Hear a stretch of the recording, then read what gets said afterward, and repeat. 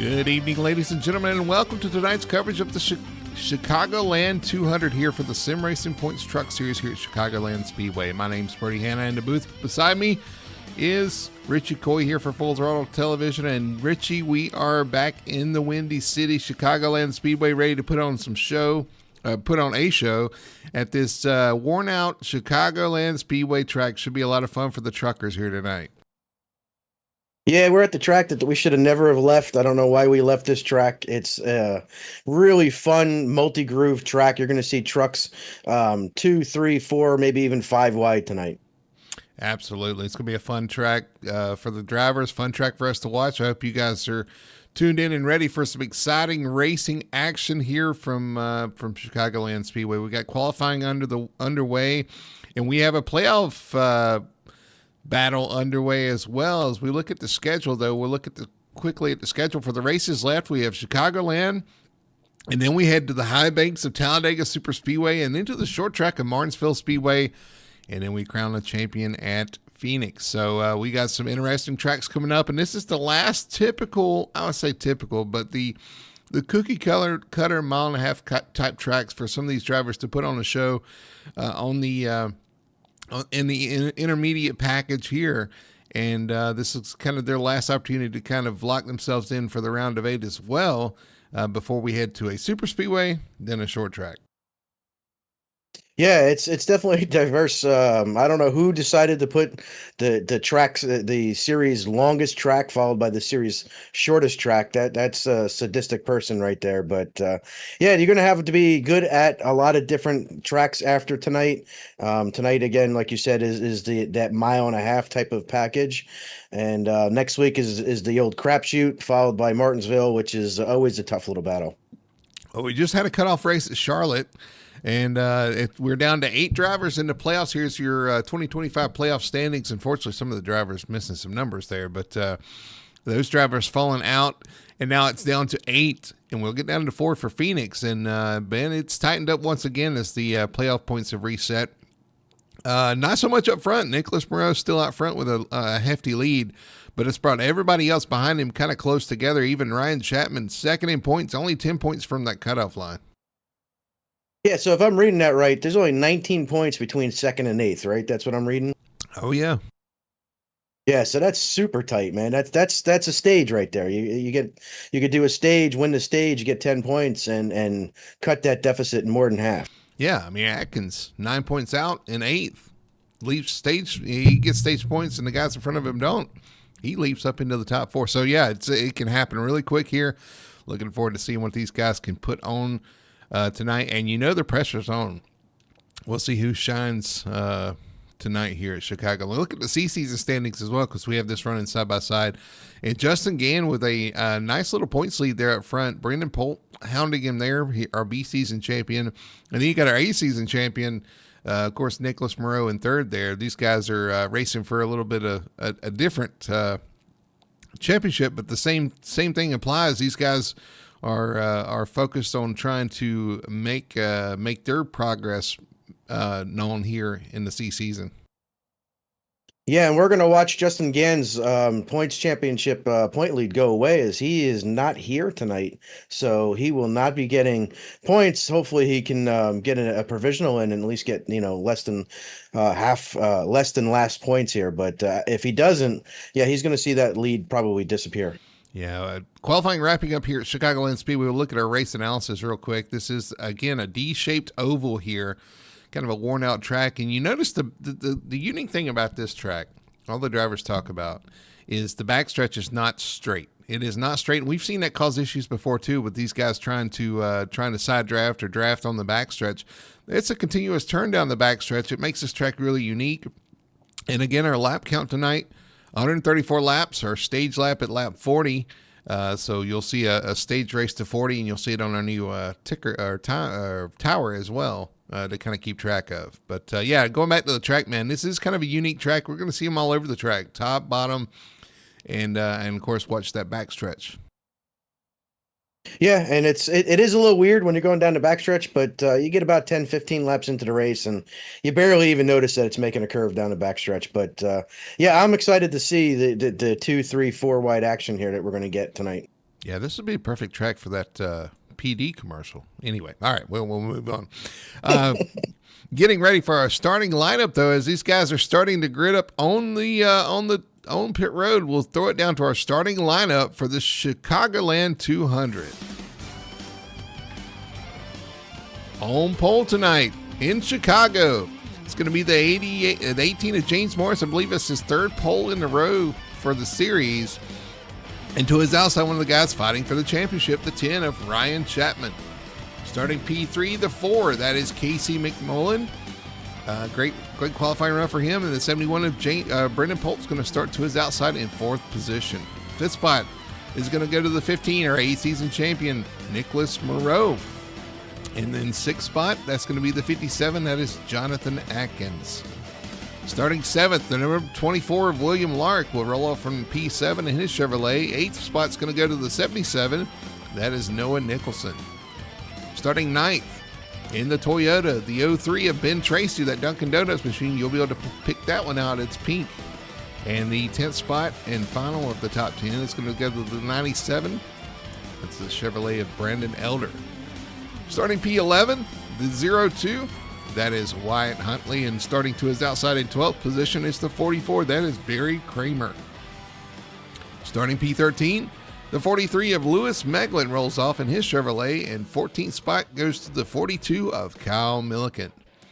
15th for Dave Nestor in the number 36, and starting in the 16th spot, that is the 99. That is J.P. Burns. Wayne Grussi will line up 17th in the number 7. To his outside will be the number 79 of Derek Catt. Tanner Tomasi will line up next in 19th in the 09 with Robert Malikian in the 16th, outside in the 20th position. TJ Bartell in his new number, the 40, will start 21st with Joshua O'Connor to his outside in the 59. Tony Solari will start 23rd with Clark Ginnikin to his outside in 24th. Marshall Johnson, 25th. Chad Curran to his outside in 26th. And Michael Blackner starting shotgun on the field in 27th. All right, 27 cars taking the field here tonight at Chicagoland for the Sim Racing Points Truck Series. And we're about to get underway here. I noticed that our graphics are not showing up right there either. One thing that is going to show up really nice tonight, we got this new tower. It's going to show you the lap count, the stage count, all that information right there on your top left of the screen. You'll be able to follow along with us to kind of see how we progress through this race. So it should be a lot of fun. Looking forward to that. Help you keep up with what we're keeping up with as well. But yeah, all right, we're getting down to it into turn 3. Richie, who you got your eye on tonight? Ooh, tough one.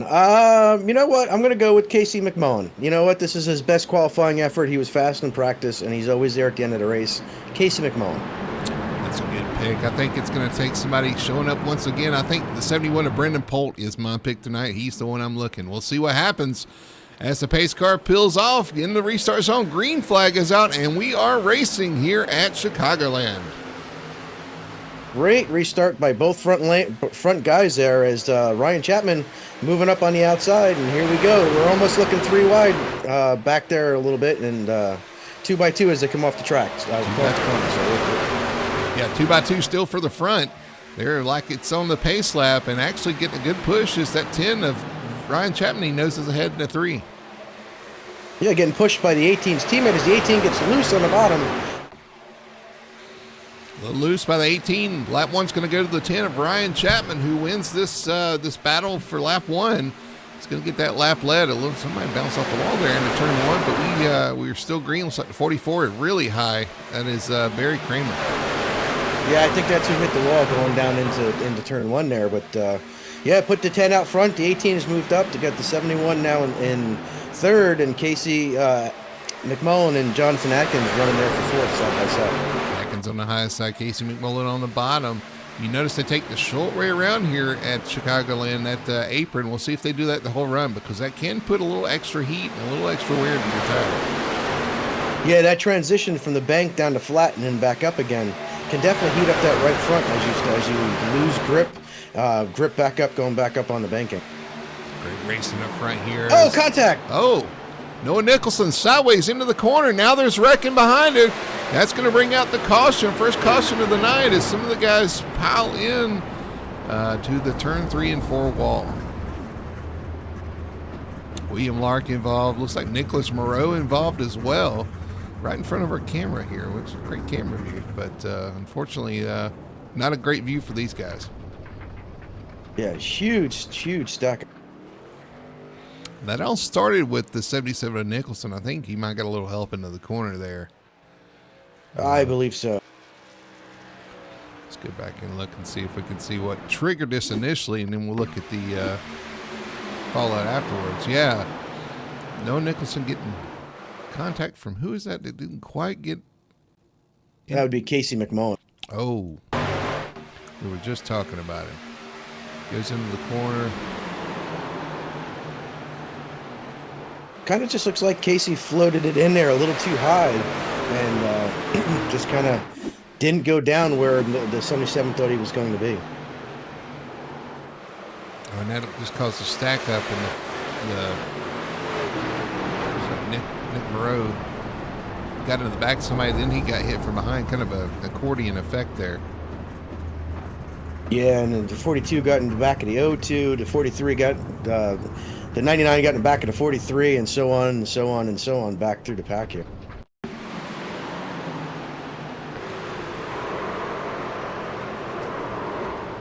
Outside of the guys that hit the wall, I don't think we have guys with a lot of damage. Moreau probably has got some damage. Lark might have some damage. And Ben Tracy.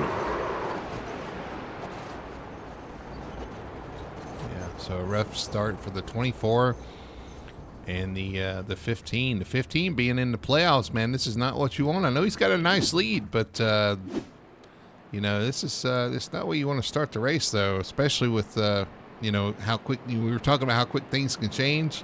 That's going to change things right away. Yeah, you got that big lead. You don't want to give it away in one race. You want to keep it through the playoffs so that it makes it easy. But he should be able to continue. I don't think he's going to have damage that's going to end his night. But William Lark has definitely got out of his truck and he is heading back to the infield care center. So I think he's done for the night. Tough break for the 24 there. He wanted a good night too. I know he's out of the playoffs right now, but still can make some noise, and it's not the kind of noise you want. It's early race, man. It's early in the race. These guys need to give and take just a little bit, and unfortunately, when something happens up front, you're so close together. That's kind of a product of this racing, is that you're right on top of each other, and it's really easy to kind of just get, you know, kind of get collected there. Yeah, it is, and the worst part about, well, not the, I mean, the bad part about it is the two guys that did start the incident drove away with no damage at all. In fact, they're restarting side by side again here in the third row. The other guys behind them are the ones that end up having issues. Yeah, unfortunate, but you know, unfortunately, wrecks are part of racing too. So. That they are. So we got Ryan Chapman and James Morris on the front row.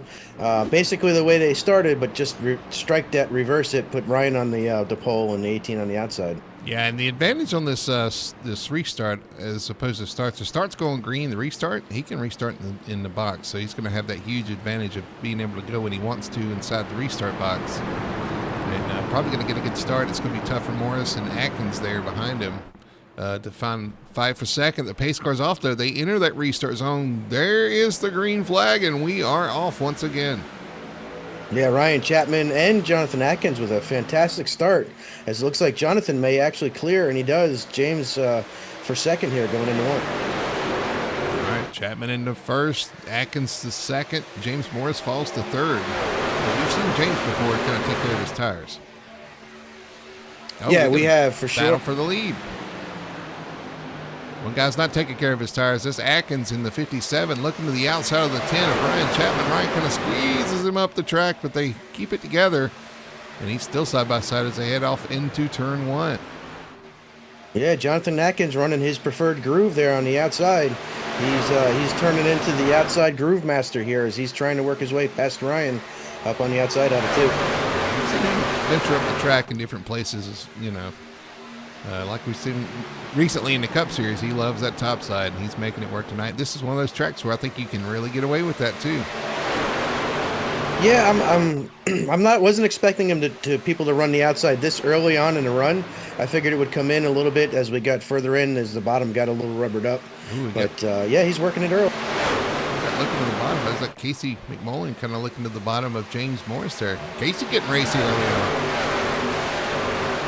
Yeah, Casey had a great qualifying run. It looked like he had a good practice. So, as we say this, Brendan Polt looks up to his inside going into 3. Polt to the inside. The battle still on for the race lead too, as Jonathan Atkins just hanging outside of the 10 of Ryan Chapman, side by side down the straightaway once again. As Ryan chooses to stay on track this time instead of cut that dog leg for that extra little space.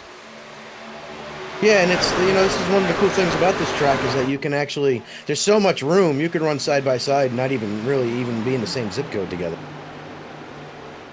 All right, the race kind of settles down here as Chapman retakes this point here up front, and now you got James Morris second, Brendan Polt, his teammate, fourth, or James Morris is third.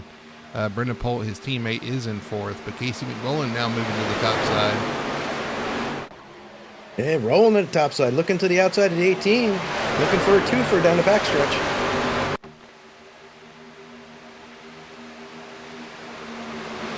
Side by side for third as they enter turn 3. Casey McMullen got the top side rolling. He's going to actually roll to the back. Contact with the wall a little bit off turn 4. Got to watch that coming out of the corner there. You get that tight loose where you start to get really tight towards the corner, and then all of a sudden the truck grips and throws the back end around. All right, this is what I was waiting to see. Somebody's moved to the very top. That's Jonathan Atkins to the very top of the track, and I think that's where you're going to get a lot of speed off the corner. But is it too far around? Is it too long of a distance to really make time in these trucks? I guess we'll see.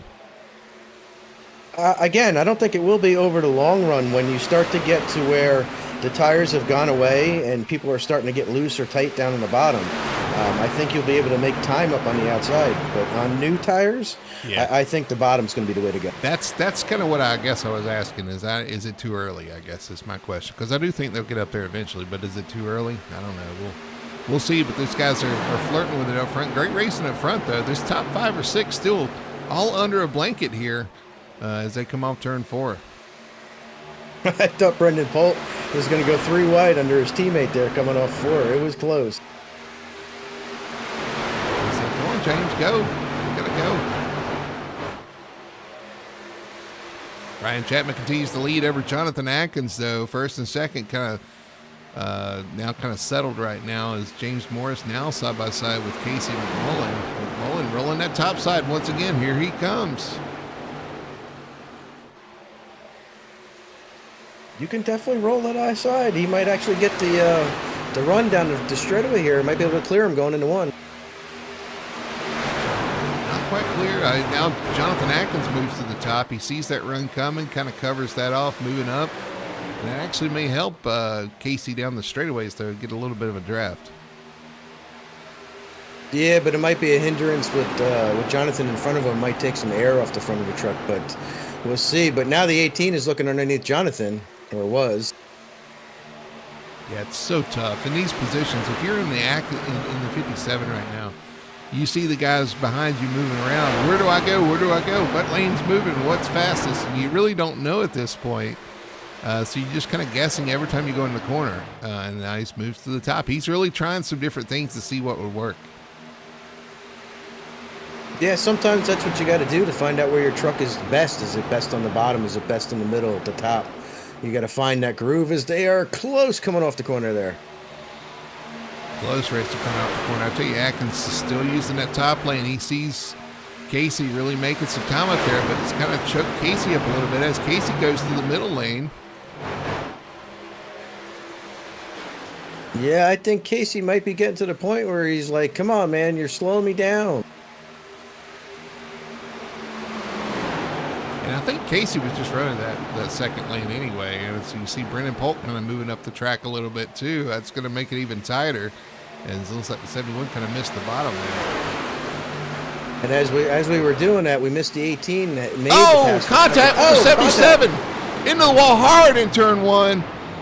That's going to bring out our second caution of the night. 77 gets tapped by a car that was below him. Looks like he's the one that moved and crashes into the wall hard.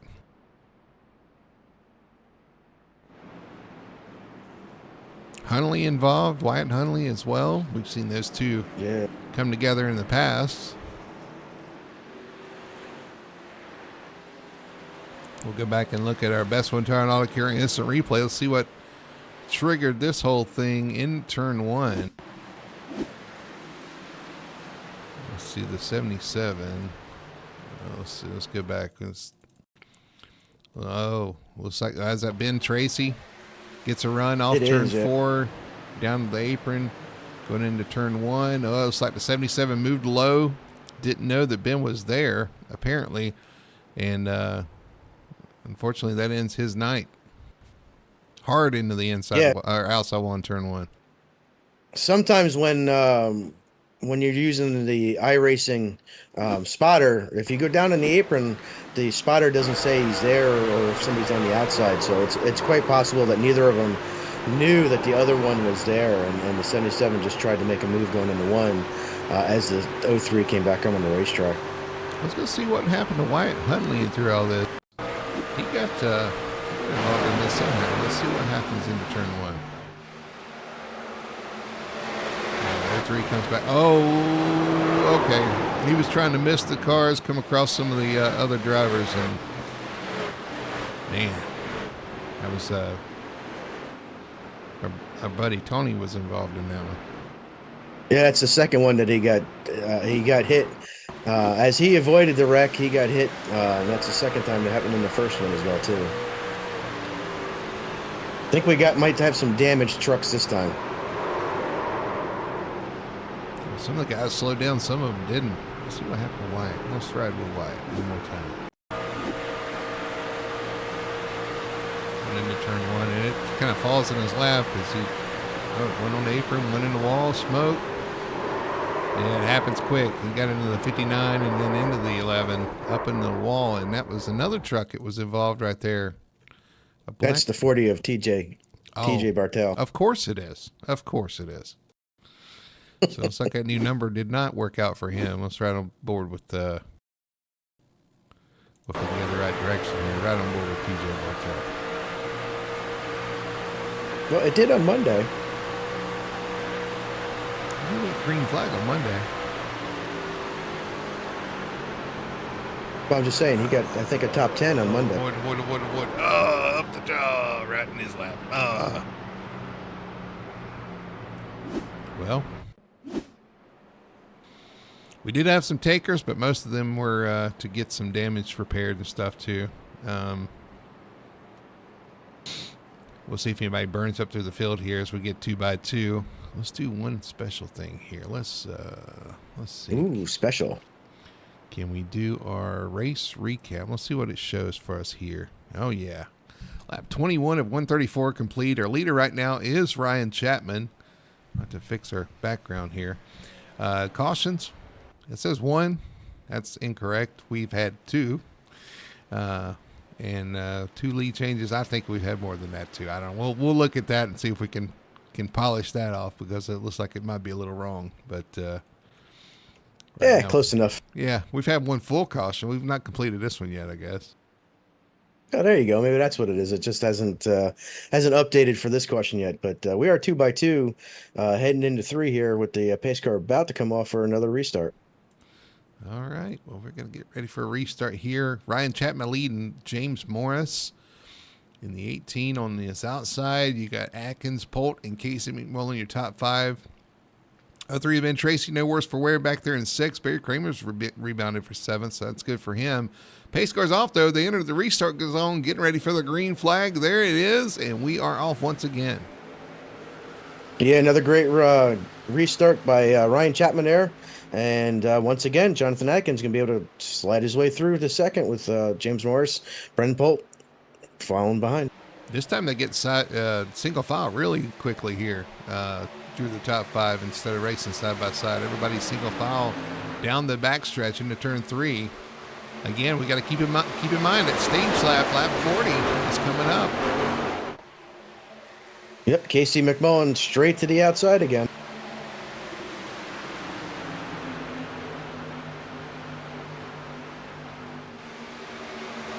Into turn 1. Casey McMullen keeping that top side warm. Coming on the outside there, looking to the outside of Brendan Polt down the backstretch. I was going to get that help from the draft from the 88. 88's actually going to move to the top line here through 3 and 4. He sees what Casey's doing. Let me try that. Moves to the outside of Jonathan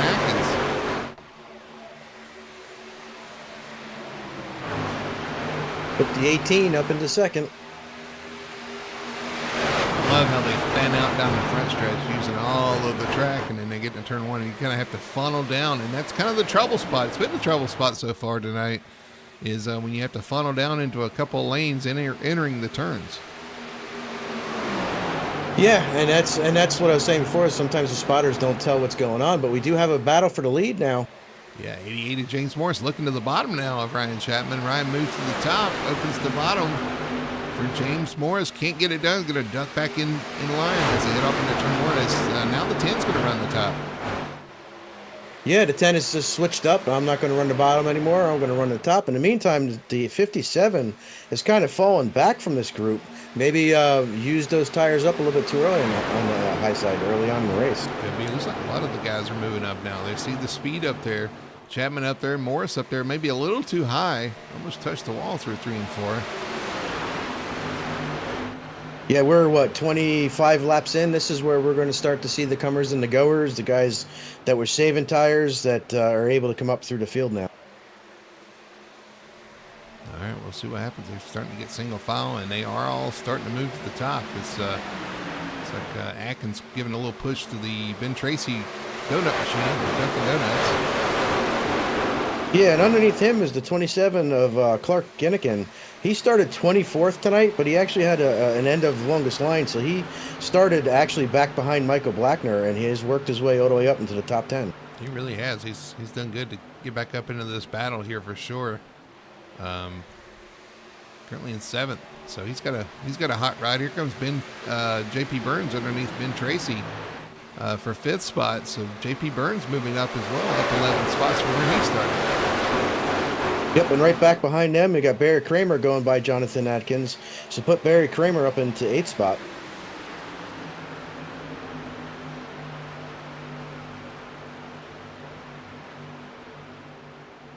Got racing everywhere now. Yeah, you do. Like I said, the leaders have all moved to the top. So your prediction is correct. It looks like everybody's kind of progressed to the top right now as you see Ben Tracy fighting Casey McMullen now as McMullen's dropping into the clutches of the 03. The 03's got some speed tonight, apparently. Yeah, and up in front of them, you got J.P. Burns, who went by all these guys. He's up into 3rd now. Nah, surely he didn't stop for tires. He is blowing by these guys on the bottom. Though. Oh, Maybe, he did. Yeah, okay. He did stop for tires. He's up to 2nd. He's looking for this stage win here. Running the bottom. Everybody else stuck on the top side with his older tires. He's going to roll right around him on the bottom. Put J.P. Burns side by side with the 10 of Ryan Chapman for the lead. Tricky JP getting tires at lap 20. We all missed it, but he didn't. He's on the way here. He's looking for that stage win. So give me some of this clean air as he's going to take the lead from the 10 of Ryan Chapman. J.P. Burns to the point. I'm just looking at your new tower. I like the fact that we have how many laps to go to the stage now. Yeah, if only I could read it from here. But at least you guys know. I can. 11. It's 11 laps to go. All right, 11 laps. Maybe 10 now. To the stage. Getting down to it. 10 laps to go. And J.P. Burns sitting pretty right now up front, pulling away from the leaders as he's got those fresh tires. Ryan Chapman, James Morris looking to try to get around Chapman somehow. And I tell you, James is riding right on that wall. He's the highest of these leaders. He's using every bit of the racetrack, and that's where you're going to find the speed. It's also where you're going to find the wall if you're not careful. Well, yeah, that's that's not my favorite thing to do, and that's why is I'm not. I always say I'm not good enough to run the top because I can't. I hit the wall. I hit the wall more often than not.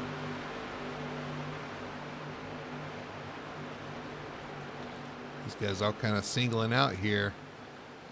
Kind of watching too to see if anybody else kind of charging through the field, and I don't see anybody within striking distance with new tires right now. This is a good little group here though. McMullen, and then Ben Tracy. You got Clark Ginnikin and Barry Kramer all racing for position right here. Yeah, that's for what, 20? So that's Ben Tracy's in 5th right now. So yeah, that's 5th on back. Stage points. Yeah, that's right.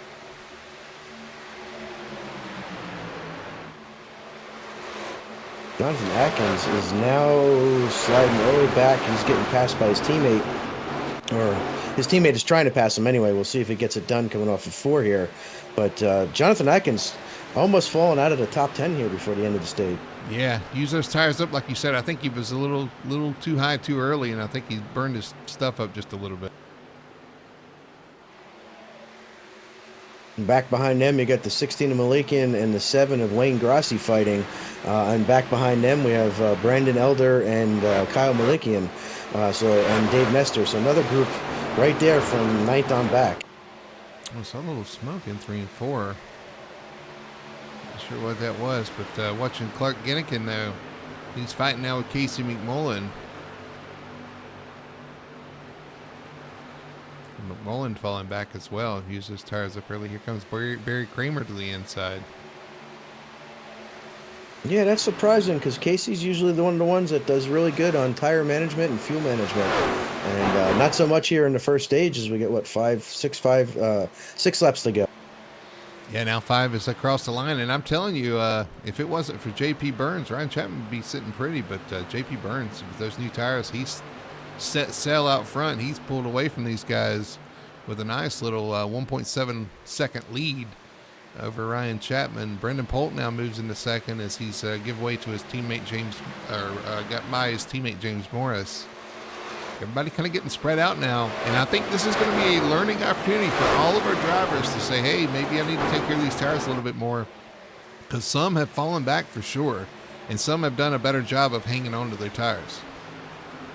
Yeah, this is an old abrasive surface, so it's going to eat them tires up. So you got to keep them on your truck. You got to keep as much grip out there as you can for as long as you can. Battle for 5th spot here. Ben Tracy, Clark Ginnikin. Tracy's going to hang on to it for now, but Ginnikin continues to march forward. Yeah, great run, great. So, and when JP went by him, I was like, Ginnikin's doing great, but man, look at JP. But now we know why JP went flying by him. Yep, that makes sense. Tanner Tomasi. Tanner Too Hot Tomasi in that 09, battling with the 16 of Robert Malikian. Yeah, the 6 there fighting for that last coveted stage point, so it's a pretty big deal. 10th spot on the line. Robert Malikian has it. Tomasi wants it. Wayne Grassi back there wants it as well. Unfortunately, out of the playoff battle, but he's still battling for points out there and for pride and trying to get one of these wins. He's running real well right now inside the top 15, doing pretty good so far as he's side by side with his old nemesis, Kyle Milliken. They have beef. They have beef. Keep an eye on this, because every time they get together, those 2 yellow cars seem to put on some fireworks as he's going to do the crossover here. Yeah, Kyle got by him, did the slide job, and then Lane said, not today. Crossed him over, but I think Kyle might have the momentum on the outside here.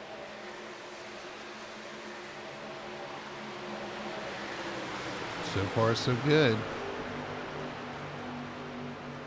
Are we down to 1 lap to go? I can't read our laps. Yes, 1 to go. In the meantime, Clark has gotten 5th from Ben Tracy. So Clark's moved around. I tell you what, J.P. Burns moved to the top side. A little bit of sparks off the wall there, but he's going to come across. And I believe he's going to get our stage win here tonight.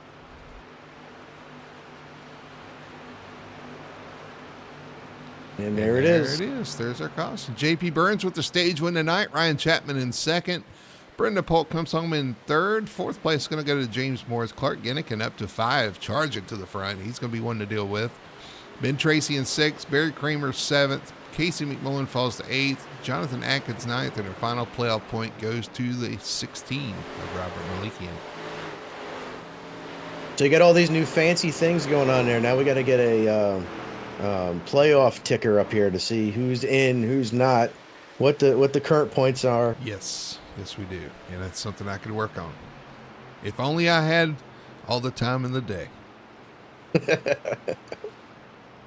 So JP if there was Burns, like 48 hours in a day. Yeah.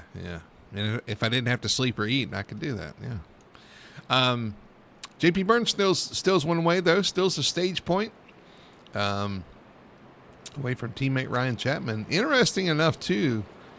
JP Burns and Ryan Chapman are teammates. Burns, is he in the playoffs still? Let's see. Let me pull this up here. He is. And that's actually going to do well for him. He is the one above the cutoff line right now. Fighting his teammate, Ryan Chapman. Going to get that playoff point. Going to help him in the points as well to kind of build a gap as it, like you said, you had to Talladega and Martinsville. You never really know what's going to happen, but he's been pretty good at Talladega too. So we'll keep an eye on him. Back coming to the pit road though, we're going to get pit stops. We'll throw it down to Richie Coy, our pit road reporter, for more. Oh, wait, hold on. Let me get down there. I'm just kidding. I'm kidding. Yeah, everybody on pit road except for the pace car. The one I'm curious about is what JP's going to do. Is he going to take 4 tires or is he going to take 2? We'll see who leaves and the first. answer's 4. 4 tires. I think 4 tires for everybody. And you're right. He's going to be down a set to everybody else. So he's going to be hoping for some green flag as he pulls out. Let's see what happens. We get down closer to pit road. Oh, we got a couple pulling out in front of him. Ryan Chapman and the 88, or the 18, sorry, of James Morris. I got to get used to that new number. It's only been like 4 weeks. But yeah, I think JP lost 2 spots on that pit round. So kudos to the 10 and the 18's pit crews there. Yeah, Ryan Chapman getting it done. And in that battle off pit road. So Chapman, your leader right now. Over James Morris, JP Burns, and Clark Gennican up to 4th. Ben Tracy back to 5th. So we're missing somebody because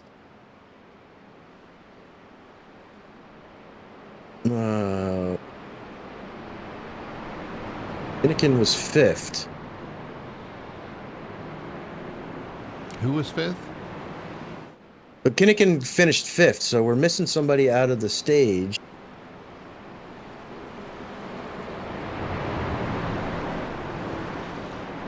I don't know who that would be. On our leaderboard. Oh, Brendan Polt. Brendan Polt's in 6th. Oh, well, yeah, he's still in Brendan the top Polt 10. lost on. Yeah, he lost some on pit road. I was like, who was in front of him that he passed here? Yeah, Wyatt Winterfell, who's not in the race tonight because he doesn't own Charlotte, is out there talking about how the pace car's got poor strategy for not taking tires under this caution.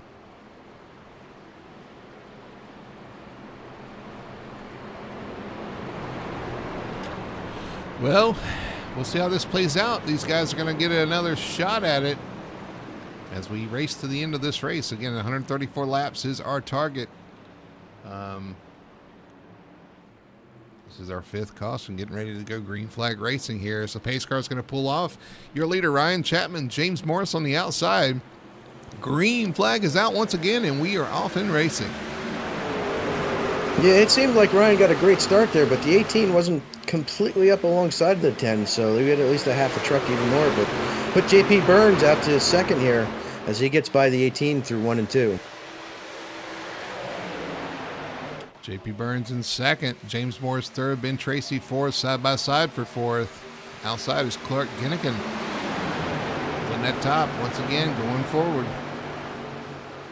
Yeah, and he started like, JP Burns in the wall. He got loose to 3 and 4. We saw it right there.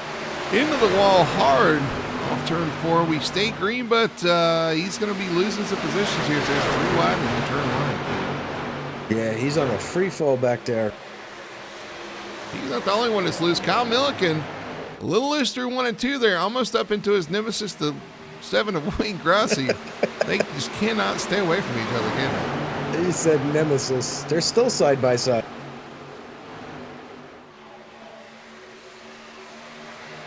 Great racing up front here. They are everywhere. Look at this pack, menacing as they head off into turn 1. Yeah, there's just cars 2 by 2 as the 27 rolls the outside, and I think he's going to take second down the backstretch, and does. He does. Gets a great run off turn 2. Going to take that second spot. As here comes Jonathan Atkins as well, looking at the top side. Yeah, I watched the 18 move down on the backstretch saying, hey, you want to go by me? Yeah. You're going to do it on the outside, and Jonathan I don't blame does. him, because he's one of the guys that's kind of saving tires, trying to make a long run. You know, the 57, we saw him burn up his tires the first run. Hopefully he's learned from that and done something different here. It's going to run back to the bottom. I'll tell you who I got my eye on is that 27. He started shotgun on the field and drove all the way up to 5th in 40 laps. This time he restarted 4th. What can he do being this close to the front? Okay, he's on the bottom. Here comes the 57 of Atkins, though. He says not so fast. He's going to run the top side, try to get that run off the corner, and does. Takes over second spot. And back behind him, we just have it's a traffic jam behind him, 2 by 2, as JP Burns has made his way back up to the front, and the 18 is making his way further back as he falls back to 7th or 8th now. Yeah, like I said, two different strategies here. Go hard early, get some track position, try to save those tires, and hope for a long run. You're seeing it here. It's kind of comers and goers. Yeah, it's kind of like the guys on the outside are the ones that want to go. The guys on the inside are like, go ahead. As Casey McMullen makes his way past the 27. JP Burns is going by on the outside, taking Wayne Grossi with him. Boy, guys are actually moving over down the backstretch. This is a hornet's nest right here. It is, and you could run into issues here because we got guys on different strategies. Hopefully they don't run over the top of each other. Is that Burns in the wall again? Yeah. It is. Off turn 4. Yeah. Getting up close and personal with the outside wall there off turn 4. As soon as you said, was that, I said I knew exactly what you were talking about because I saw him just bounce off the wall. Just a touch. Makes the pass up. Yeah, I don't think it hurt too bad. He's going to make the pass on Ginnikin, who fired Look out up of front. a cannon. Look up front. Casey McMullen all over the back bumper of our leader now. Looks to the inside. The 4 of McMullen. Somebody picked him, and it lit a fire under him, I believe. He's going to go for the lead here in turn 1. Get her done, Casey. To the front, the 4 of McMullen takes over the lead. Here comes the 10, looking back to the inside, though. Although I will say the McMullen machine has been pretty comfortable on the top side here. Yeah, but will he be able to keep his tires on his truck for the long run here? Don't run in the high side lane. We know he likes to run long. Let's see if he can get a lap led here. It's gonna. Well, I don't know. I think the 10 got him there. Man, 18 has dropped all the way back. He's all the way back to 9th. And actually losing that. Casey's still trying to take sole possession of the lead here, side by side with Chapman. Chapman not giving it up on the bottom there. Rolls through 3 and 4. Casey with the run off the corner, though. I think he's going to get that lap led this time. He will, but can he pull in front of the 10? Not yet. Still side by side.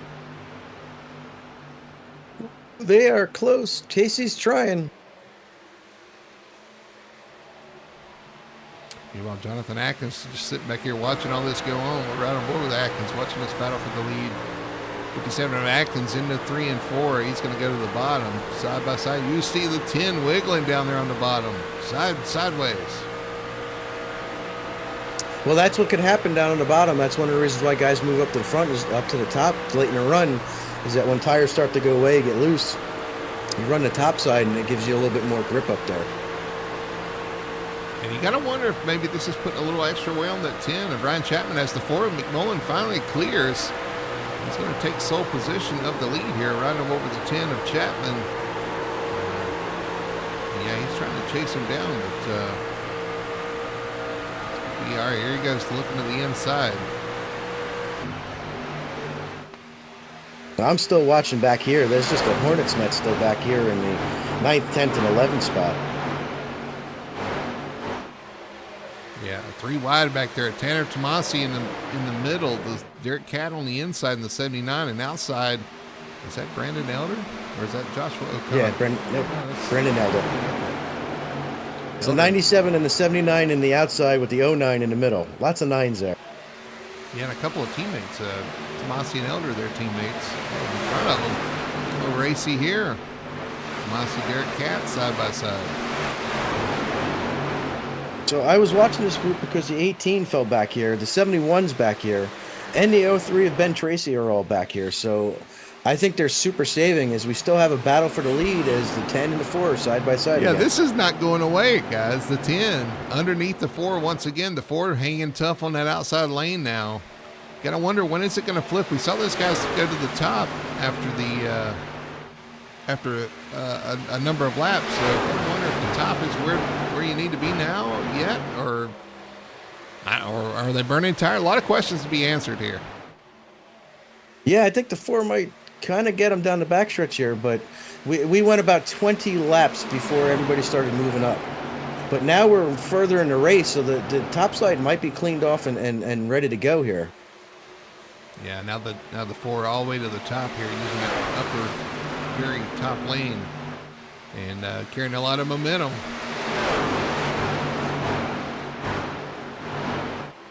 Lots of racing going on behind them as the 16 and the 7 are side by side for 5th and 6th.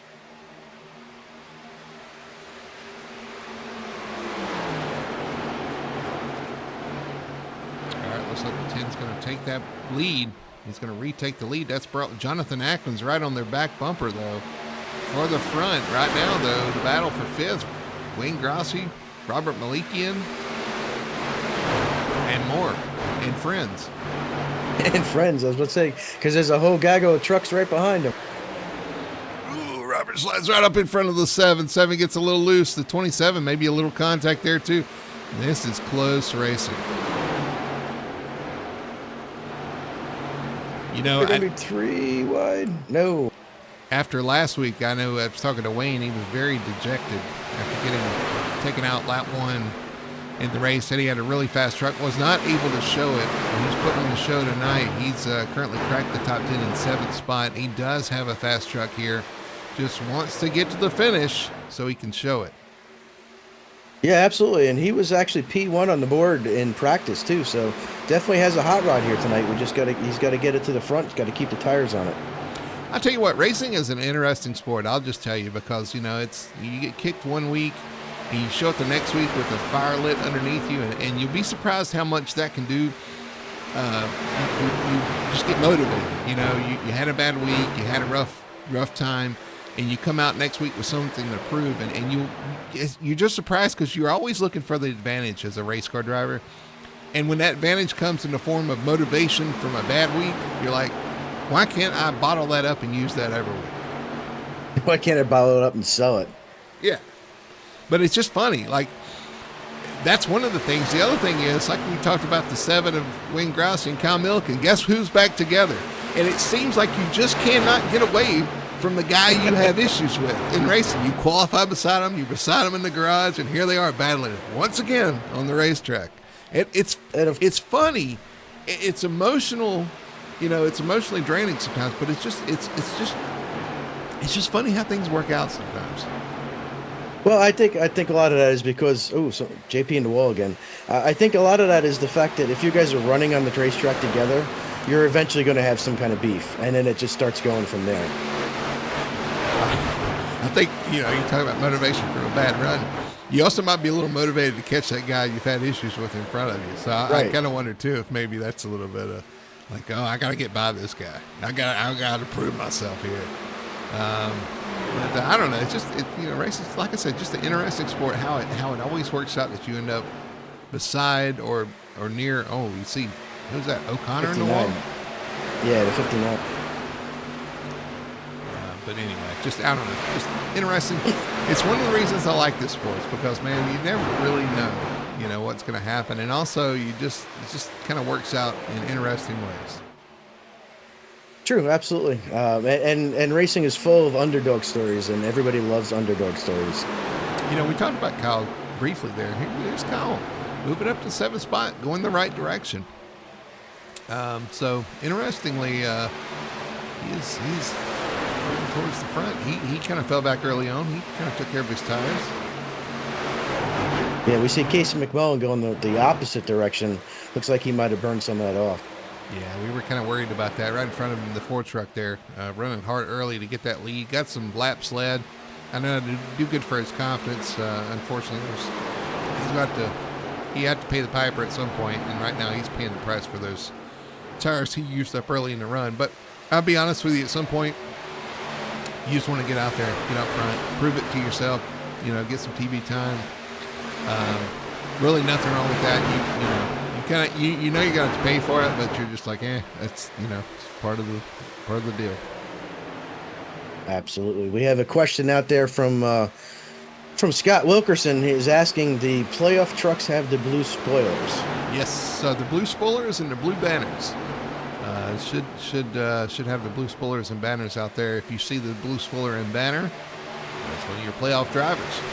You see JP Burns, one of your playoff drivers right here, battling with Clark Hennigan, and as they passed Casey McMullen early, but JP Burns right there trying to get around the 27.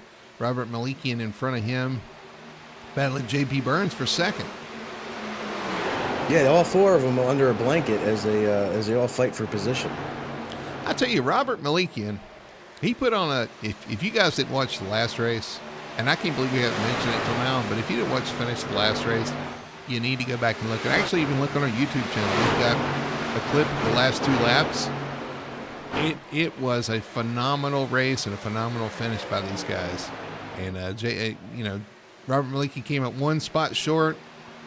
And I know that's heartbreaking. It's almost worse to finish second sometimes than it is to finish like 3rd, 5th, whatever. You finish second, you were that close, and it was close. It was a close finish. It's got to be tough on him, but he's showing tonight why he's always in these battles in the mile and a half. He's up here once again in the top 5, battling with Ginnikin. Really fast driver, really good driver on these mile and a half. So I think he kind of specializes at the mile and a half, man. He just really shows up here. Yeah, he lost that race. He was leading going into 3 and about 3.5, and lost that race coming out of 4 and lost it by less than a tenth. So heartbreaking, but he was there, and he's here again tonight. Him, Ginnikin, Atkins is holding on, and there's JP Burns out there as well. So all these guys having a great race, but they're all 1.5 seconds behind Ryan Chapman, who's out front. Yeah, Chapman continues to lead. Just to put a bow on that, I know Malikian was kind of beating himself up after the race. Said, man, I made that one mistake. And, it's going to happen. But I guarantee you, he'll learn from it. In those situations, you learn more by making a mistake than you do actually doing it right. So I guarantee you he's going to come back more prepared the next time he's in that situation and know exactly what he needs to do. It's just a learning opportunity. I know you don't want to lose races that way. Sure, I've been there. I've done that. Lost it. It hurts so bad. But I guarantee you will learn. You will be more prepared next time. You'll be more prepared than the other guys because you were in that position. So I look forward to seeing what he can take away tonight. And it wouldn't really hurt my heart too much to see him actually get it done tonight and kind of get a little redemption and be able to move on from that, because that can be tough on the morale.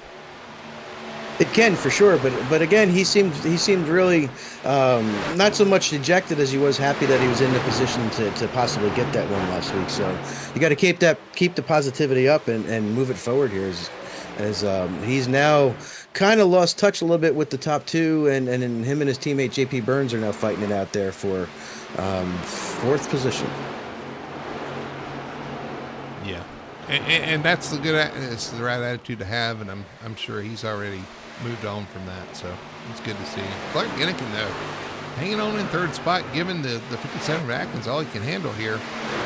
I really feel like behind the 10 of Chapman, Ginnikin may have the best truck here if he could just get around the 57 of Atkins, but Atkins is as you know, he can be a tough pass. He can, and Ginnikin actually dropped back a little bit. He drove up and then dropped back a little bit to save some tires as some of these guys went up in front of him, and has worked his way back up to third.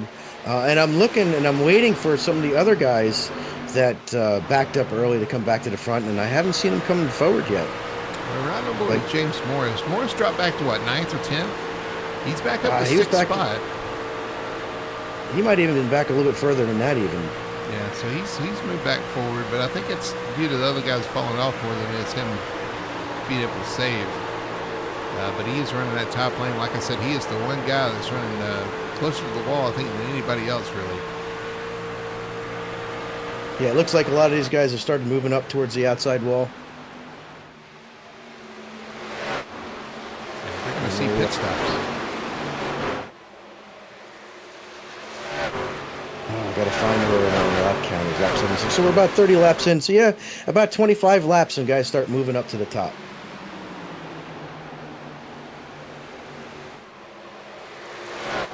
Oh, the last couple laps, second and third. 2/10 quicker than our leader, Ryan Chapman.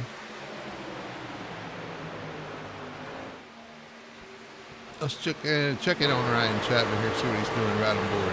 He's about a lane off the top lane through 1 and 2. And I've seen that kind of be the lane you want to be in. Down the back stretches, they catch a car off the pace here. And down to the bottom in 3 and 4. Interesting. That's where you'd like to be. You know where though. I'd be running. Yeah, I was going to say. You know where I'd be running. Oh, Ben Tracy, big time in the wall off of 4. Keeps it straight there.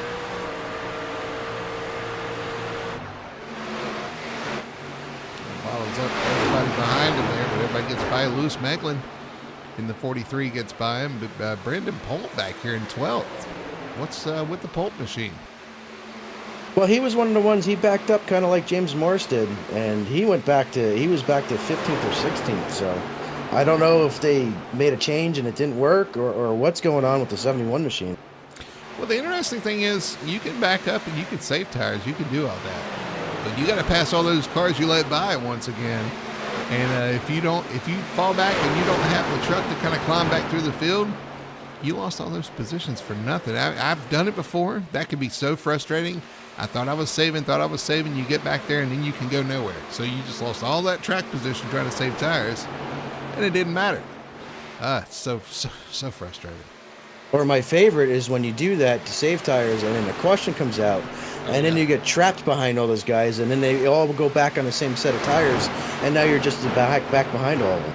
That would be my main worry, is that saving tires and then the caution comes out and then you kind of just reset and yeah. There's certainly a fine line in trying to save tires versus trying to keep position. It can be a very difficult line to find because you got all those guys that want to go on the green. Watching this battle for second, kind of watching the time as well. It's kind of stabilized right now. Let's see if they make any gains on Ryan, but they're now racing each other. That's going to cost them a little time too. Yeah, I was just watching the 27 try to go around the 57, and the 57 moved up. The 27 tried to go under the 57, and it's still stable to Ryan. And here comes that James Morris machine. I was talking about him. He's moved into the top 5 now. Just got around Robert Malikian. So we'll see if James has got some speed here. He is now 2.8 seconds behind our leader. And back a little bit further, we got Brandon Elder, who recently moved into the top 10, is up to 9th. So he's on his way back up front. Moved into the top 10. He moved teams here to start the C season. And I think he's had some really good runs. Just hasn't had the finishes he wanted. But he's been fast, had the runs. That Shock Eye Racing group, they've been working hard on those setups, and they've tuned him in. And you can see it from Jonathan Atkins up front, still battling for second with Clark Ginnick, and Atkins, one of those Shock Eye drivers as well, and he's putting that setup to good use out front right now, currently in second. Unfortunately, his teammate and team owner, Wyatt Huntley, got involved in that wreck early. He's called it quits for the night. And just back behind them, I'm watching Robert Malikian has fallen all the way down to seventh place. Has now put Jonathan O'Connor up to sixth as he just made his way past Robert Malikian. Yeah, Joshua O'Connor doing a good job tonight as well. In the 59 truck, we saw him early on. Had contact with Wyatt Huntley in that whole wreck, but looks like no worse for wear. Just quietly moving his way up to sixth spot. And he does that pretty well every week. He's kind of quietly moves up into contention here.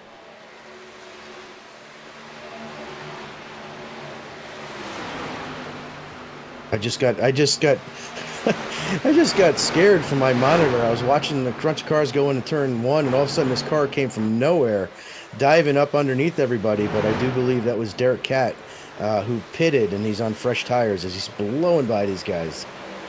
And you see what fresh tires can do. He's on the inside of the 11.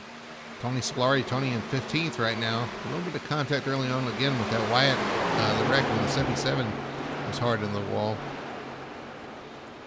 And yeah, using those new tires gets by Ben Tracy, who's fallen to 14th as well. Ben's another one. He was in the top five. He's back here in 14th as well with Brendan Polk.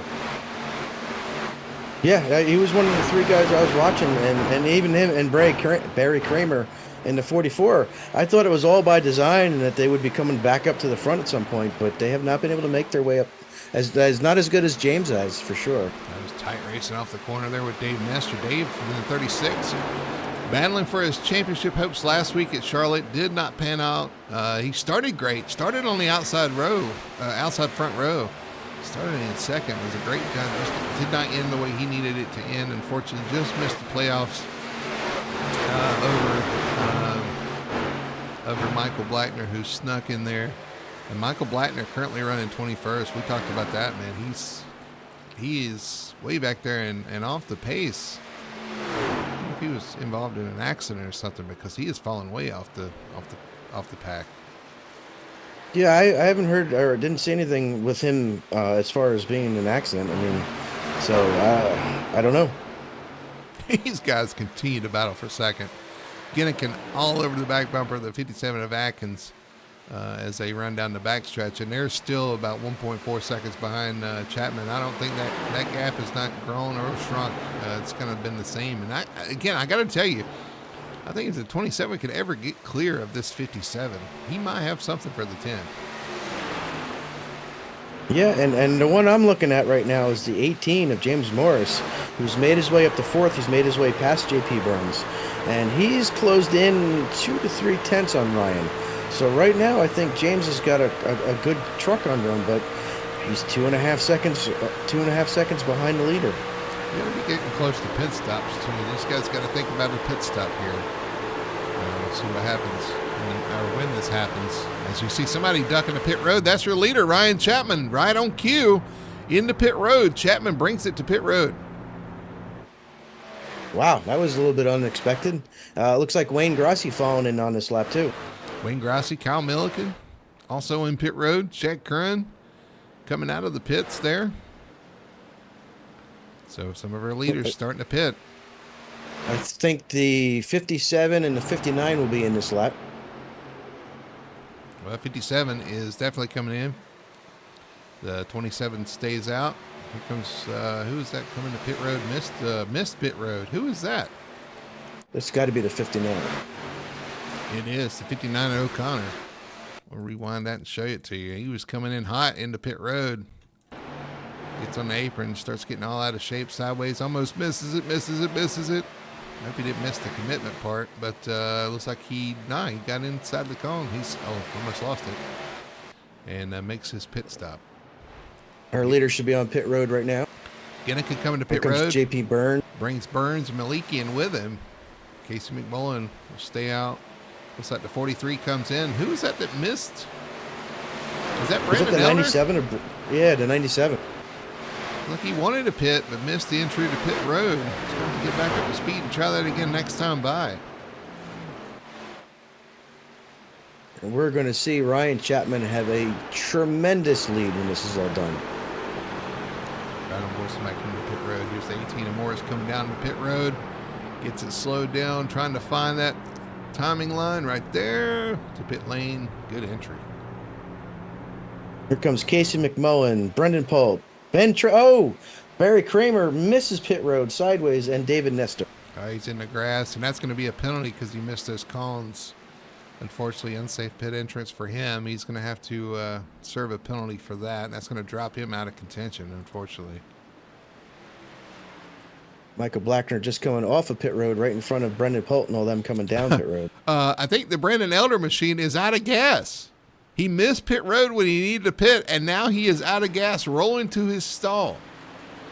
Oh, my goodness. So it gets even worse for the 97 there. Well, through these pit stalls, the 27 has leapfrogged the 57, which I don't know how that happened with him pitting after the 57. The 57 must have had a really bad pit. Well, he's just right there behind him. It's close. Let's see what the gap is to Ryan Chapman now. 2.3 seconds between Ginnikin and Chapman, but we'll see if he can close it down. He's got a little bit fresher tires than the 10. He come in a little bit later. Can he put those tires to work, catch the 10, and still have something to battle him when he gets there? Yeah, 2 laps. He's got 2 laps. Jonathan's got 1 lap, so Ryan pitted on lap 90, Atkins on 91, and Ginnikin on lap 92. I feel like there's 2 laps. It's always kind of 2 laps, and I'm giving away a little secret here, but I feel like 2 laps is kind of that's your magic sweet spot.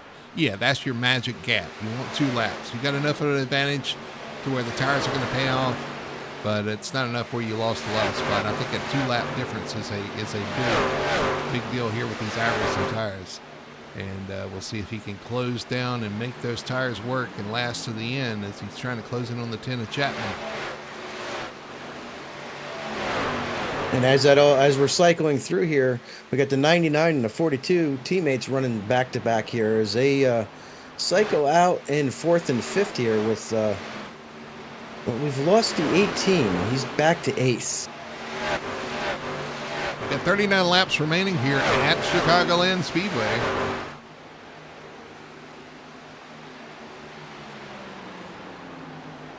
Yeah, and we're going to have guys coming and going because the guys that stayed out later are going to have fresher tires, and they may have lost some over here on the overall, but they'll make it up as they come around and pass some of these guys back. Jonathan Atkins in 3rd, J.P. Burns in 4th, Kyle Milliken in 5th, all over the back bumper of his teammate in the 99.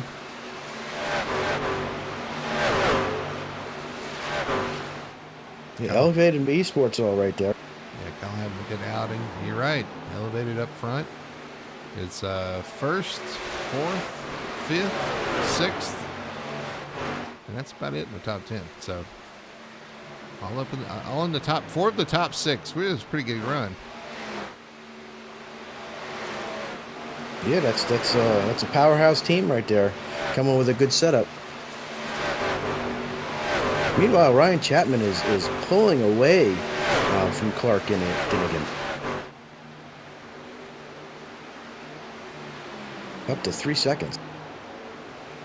Joshua O'Connor, James Morris. Joshua O'Connor goes around the 18 of Morris. Morris just does not look like he's got a good short run truck. He just kind of struggles on the short run to get the thing going.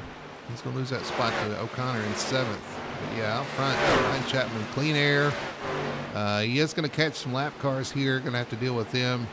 But yeah, 3.1 seconds is now the gap between him and Ginnikin.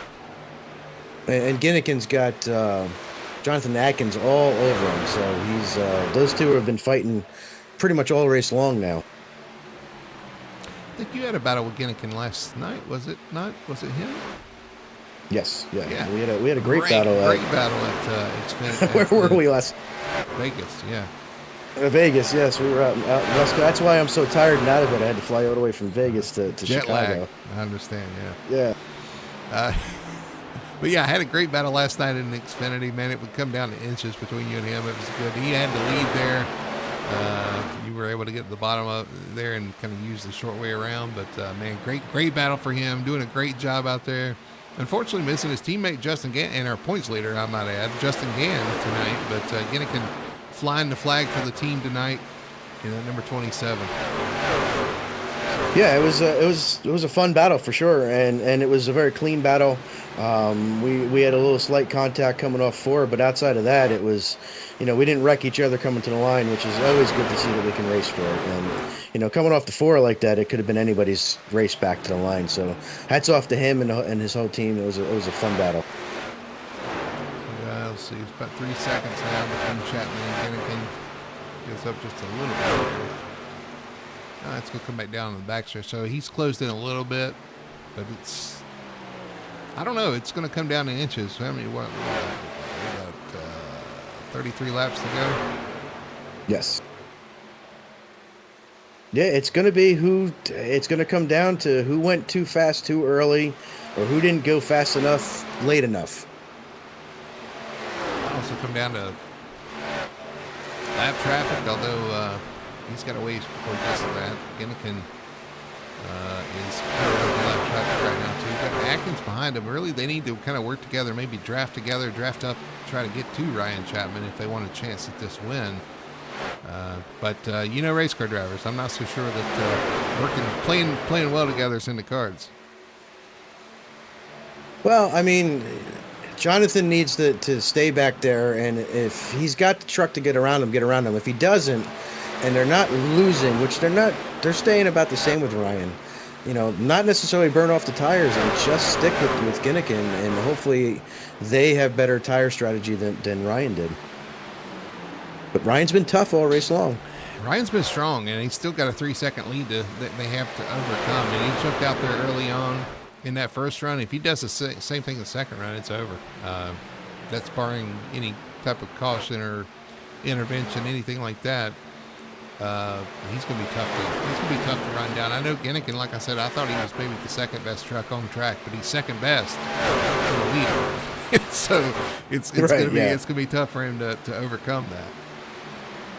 And so I'm looking at somebody like James Morris, who had a really great truck at the very end of the run, but he's 7 seconds back now. I mean, there's nothing he's going to be able to do short of having nitrous on his truck to be able to come back up and pass all these trucks to get back to the lead. Yeah, he's going to have a tough time back there in seventh. He's 6.9, almost 7 seconds behind the leader at this point. Solid pit stop, did everything right, but he's lost so much time on the short run that long run speed, he's going to need some help to get back into this one. So now I'm watching, we have a lap truck of the 09, who's Jonathan's teammate, right behind Jonathan, kind of giving him a little bit of a work over here as JP Burns closes in on this trio of trucks. Yes, it's Tanner Too Hot Tomasi. I don't know what happened to him, how he got a lap down, maybe some issues on pit road or something, but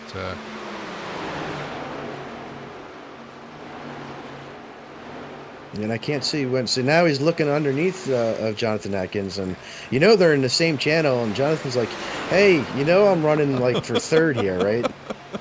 I'm sure. I've heard they've had those conversations, but a young teammate there. There's a reason why he's got the nickname Too Hot Tomasi. He's fiery. He can be a little aggressive on track, and he can definitely. He fires up his teammates from what I hear. But man, he's got the passion. He's got the speed and the aggression as he actually is going to get overtaken. 99 JP Burns underneath him, and that's for position if he can get to Jonathan Atkins. So Burns doing a good job. But going back to Tomasi, he's really quick out there. He's got a fast truck. He's got the ability. Kind of reminds me of another driver in the number 77 in the Cup Series, where he's definitely got the ability. And got the wherewithal, and he's got the speed. Just got to refine it, and he's run up front. He can do it. And unfortunately, I don't know, something on pit road kind of took him out of the competition tonight. But you can see here, he's got the speed of the leaders. He can do this. Yeah, and I've seen a marked improvement in the 09 since when he first showed up till now. So, and to watch him get out of the way of the 99, instead of being a rear gunner for his teammate, that shows a good maturity there. Yeah, absolutely. Although I'm sure Jonathan Atkins would have preferred otherwise, but Probably, but but that is the right thing to do. Very respectful move. As we got Shaq Curran. She was on the front stretch there. so as we've been talking, the 99 is closed in on the 57, but the 27 has walked away from the 57 and has closed in to almost 2 seconds. So he's taking time out of the lead. Yeah, it's about a half a second off the lead right now, 2.4 seconds, as Genniken starts to try to inch his way into contention here at the end of this race. But he is running out of time, 23 laps to go. James Morris has made his way past Kyle Milliken and is closed up to the back of Robert Malikian for 5th.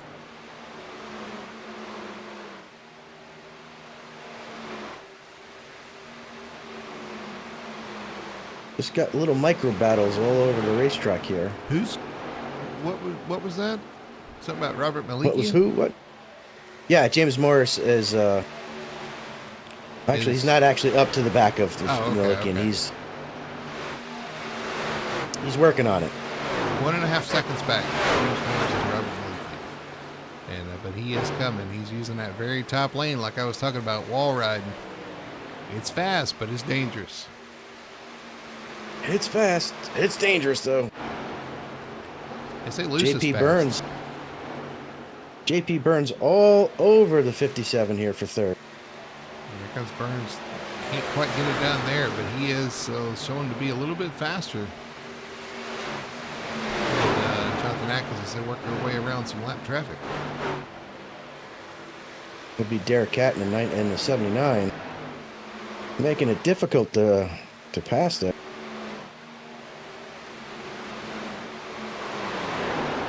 Is he on new tires again? Maybe? I was going to say, I think he just came out of the pits. I think he just changed tires, so he's going to run away from these guys anyway. Same can be said for is that the 9? Right there in front of the 27? Yes, Marshall Johnson in 9, running in 21st. Had some issues on pit road as well, the 9 of Johnson. But fresher tires are going to pull away, but he can use a little bit of this draft. Although I will say Genniken lost a little time, 2.2 seconds now. I think he lost time. Or was that gain time? Oh, it was 2.5. No, he's gained time. When he broke out, he was 3 seconds behind Chapman. So he's picked up a second over the last several laps. We got 19 laps to go. He's going to have to pick up over 2 tenths a lap. No, a tenth a lap. I can't do math. Over a tenth a lap though.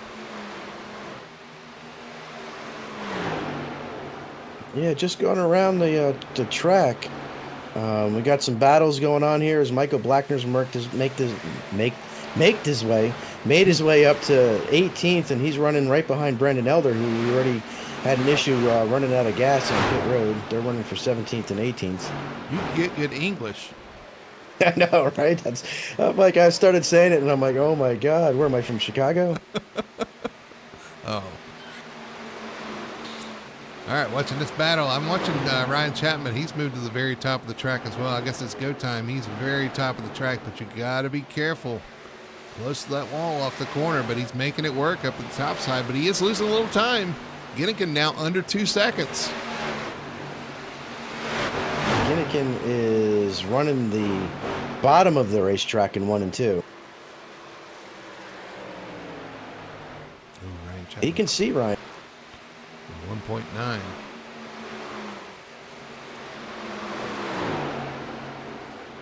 He's running the bottom, so a little bit of lap traffic too for the 10. Oh, 10 loose off the corner, touches the wall off the corner. A leader, just barely though. I don't think it hurt his momentum too much as the 44 goes another lap down. Barry Kramer dropping down a lap to our leader. Yeah, unfortunately, Ooh. so Genniken has been 1.6. closing it. 1.6 seconds is the gap now. He gained 0.3 that lap. Up until then, he was only doing a tenth a lap. I don't know if it's going to be enough. Well, we might be in As he's for got a nail biter here as the 44 smacks the wall out behind the leader. 1.6 seconds is the gap. Here comes Genniken around the lap car. Smacking the wall. Yeah, Barry Kramer up in the wall. In the wall as well. He's going to clear this battle. Still 1.6 seconds.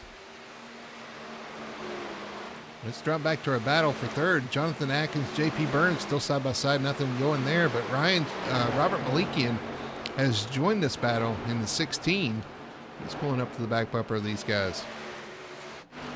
Yeah, and once again, Tomasi moved over and let the guy in the lead lap get back up in there, so he can.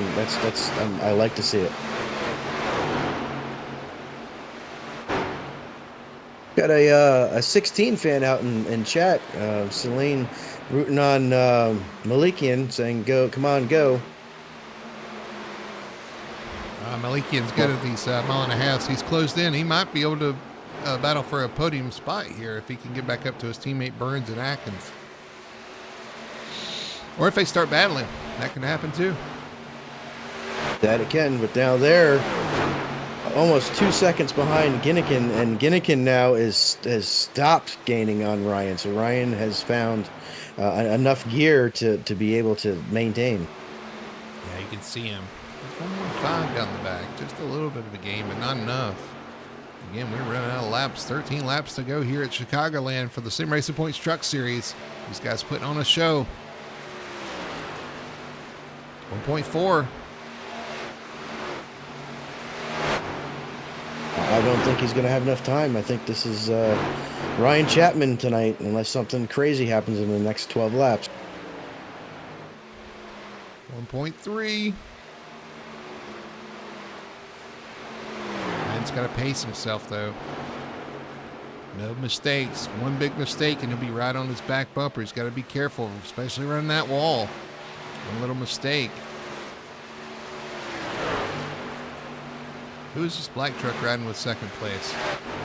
That's Derek Catt. He's a couple laps down. He was the 79 that came out with Atkins and JP with new tires.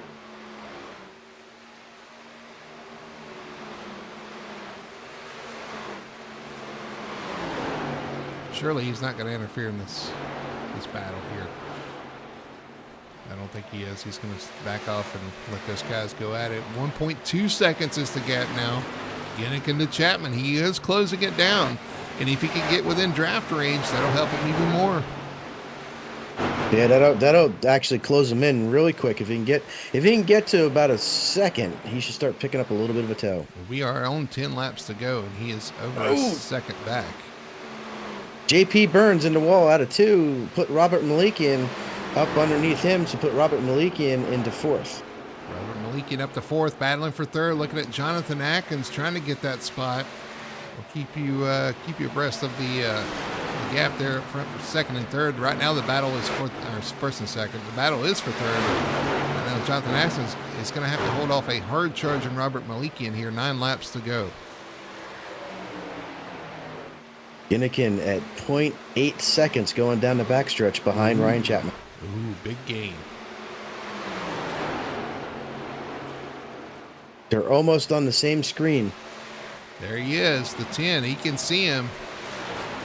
0.8 of a second. Your difference between Chapman and Ginnikin. Ginnikin closing in. 8 laps to go. He needs a 10th a lap just to get there. He had 2 that last lap. Oh, he's 10th and a half there in that one corner. It's going to come down. Meanwhile, Robert Malikian underneath Atkins. He's under him. Is he going to clear him? No. Atkins comes back on the outside. Oh, no. Atkins clears in the wall. He clears him. I think Atkins touched the wall there. He's going to take over that 3rd spot. Atkins going to fight back on the outside, but Malikian to the point. Oh, here comes Atkins on the top side. Rolling that top. Rolling. We'll see another side-by-side finish for Robert Malikian. We could very well. But this lead is closed down half a second. Now less than that as they come off turn 4. We have 6 laps to go.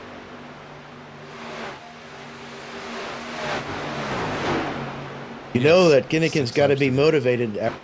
He's got to be motivated after last night. losing the Xfinity race there, coming off of 4. So he's got to be extra motivated tonight to get this to catch him. We talked about motivation, and he is closing down. Still, this battle for third is on. Jonathan Atkins trying to take it from the 16. Malikian sticking his nose in there. It gets tight off the corner. He's going to hang on to the top side. What a great job. Yeah. Just left just enough room as the 57 is actually going to take the spot down the 16 back to the bottom. Point 2. Ginnikin fighting for redemption. The 10 fighting for his playoff hopes. He wants to get this win so he doesn't have to worry about the next 2 weeks. But he is going to have to fight off this 27, who is now within reaching distance of the 10. That lap truck going to hinder him just a little bit down the front stretch. Yeah, he was running the bottom, and the lap truck was in the bottom, but he's there, ladies and gentlemen. He is there. We're going to have another barn burner here. 4 laps to go. Plenty of time for the 27. He looks to the bottom as the 10 goes to the top. They're going to be side by side through 1 and 2. He throws it in there. They are side by side for the lead as Ginnikin is there. He worked his way underneath. Ryan Chapman tries to come down, gets a great side draft, and clears him going into 1, but the 27 dives it back in. 27 to the bottom of the 10, a little lower here as the 27 is going to use that bottom lane. Try to get side by side once again. These guys racing for the lead. The 10 for his playoff hopes. The 27 for redemption. All right. Well, that was overly dramatic, but true. Oh, contact! The 10 moves down. The 27. Contact there as they're side by side. 27 actually leads this lap as they head off into turn 1. We are on 2 laps to go.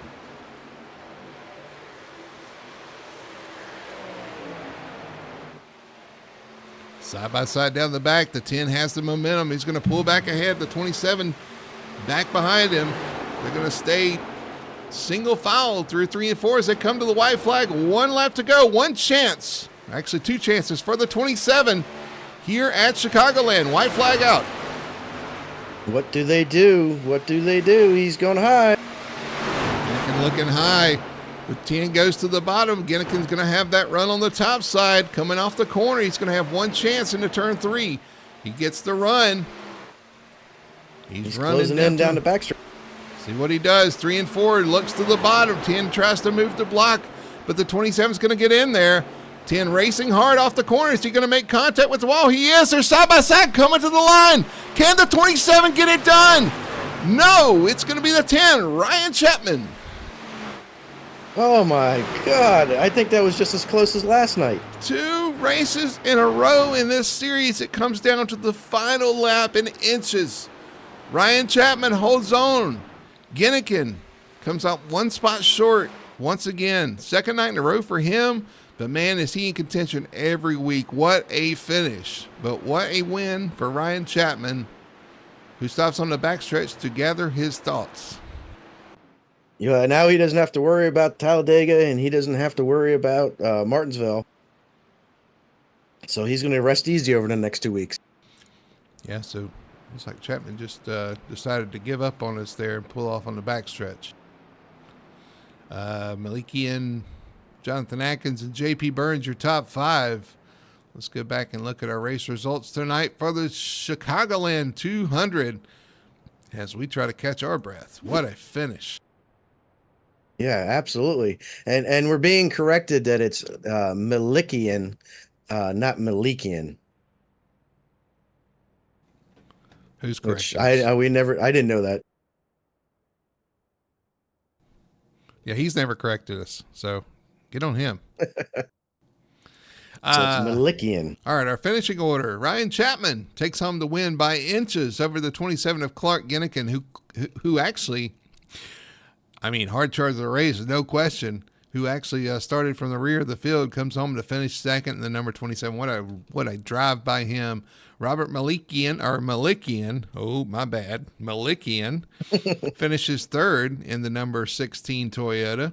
The fourth spot's going to go to the 57, Jonathan Atkins, who was able to hang on to 4th spot over J.P. Burns, who comes home in 5th spot. Again, a 1:35 for elevated in the top 5, though. Very impressive. 6th spot for the 18 of James Morris. 7th's going to go to the 42, Kyle Milliken. He's another elevated guy there in the top 10. Joshua O'Connor finishes in 8th spot in the number 59. Good solid run for him after coming from the rear. The 9th spot is going to go to the 71 of Brennan Polt. And rounding out your top 10, that is the 4 of Casey McMullen. Lewis Meglin comes home 11th in the 43. Wayne Grassi 12th. Nicholas Moreau, who was involved in that early accident, comes back to a nice 13th. Good save by him to come home 13th. Ben Tracy 14th. Tony Solari comes home 15th. Dave Nestor 16th. Michael Blackner hangs on and comes home 17th, the last truck on the lead lap. Brendan Elder 18th. Marshall Johnson 19th. Chad Kern 20th. Derek Catt comes home 21st, followed by Tanner Tomasi. Barry Kramer comes home 23rd. Wyatt Hundley 24th. TJ Bartell 25th. Noah Nicholson 26th, and William Lark rounds out last place in 27th. Yeah, some tough breaks early on for some of those guys back there, especially some in the hunt for the championship. But they'll be looking to rebound next week, just like our just like we always do. So, listen, what an amazing race. 2 races in a row, man. If you guys watch this, if you're not entertained, I don't know what to tell you. Because I'm telling you, these guys put on a show each and every week. We didn't think Clark was going to be able to get there. He did get there. He was able to put on the show, man. He got there. He was trying his best to pass. Kept it clean, man. Just a clean driver all around. Really appreciate that. I'm sure Ryan appreciates that as well. Little contact here and there, just kind of deciding where they're going to run. But what a finish. Again, we're getting used to these. Who says you can't have Game 7 moments every week? And, we don't even need a next-gen car. But anyway, we'll come back after this commercial break. We'll talk to our top 3 finishers, get their take from what we saw tonight here from the driver's seat of our finishers here at Chicagoland Speedway. We'll do all that on the other side of this commercial break. We'll be right back after this. Racing isn't easy, but experiencing it is. iRacing puts you in the driver's seat with the industry's leading sim racing game. Drive on laser scan replicas of the greatest racing circuits from around the world. Go head-to-head against other drivers chosen by skill-based matchmaking to ensure competitive racing at every level. Compete across all your favorite series. In officially licensed cars, engineered to deliver the most accurate driving experience possible.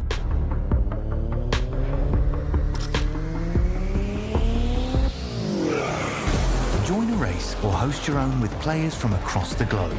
Race against the computer or in a league with friends. Feel the thrill behind the wheel. Visit iRacing.com.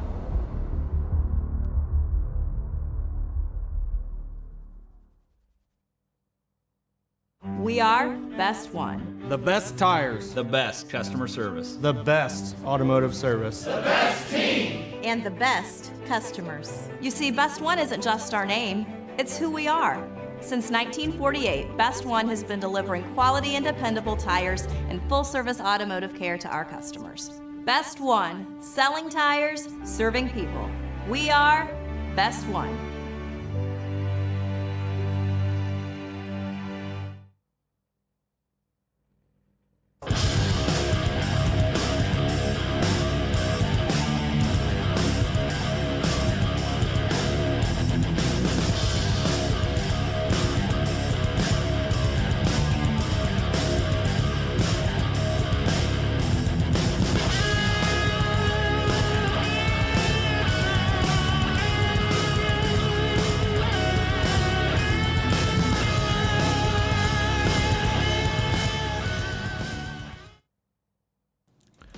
Back here at Chicagoland Speedway, finishing up the Chicagoland 200, the Sim Racing Points Truck Series, putting on a heck of a show here tonight.